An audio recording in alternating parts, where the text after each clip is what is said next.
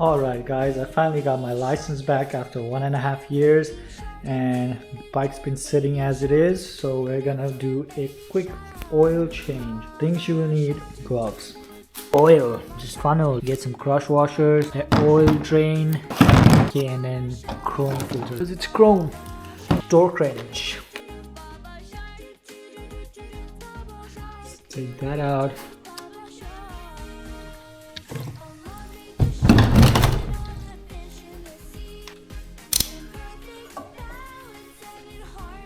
Oh, Poppy. Just look her right in. Top up the oil.